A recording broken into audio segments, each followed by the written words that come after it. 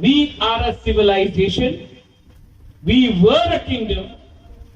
We are proud Tiprasas, and our history has to be understood, respected, and learned by the whole of India. And I am not requesting anyone.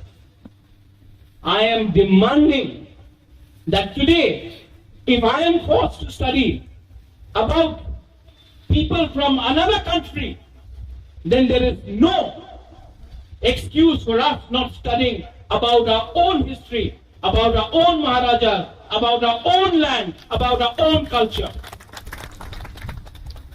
Today, the Tiprasa people, all the 19 tribes, know what is their constitutional right. And what we ask for is not against any community, not against any religion.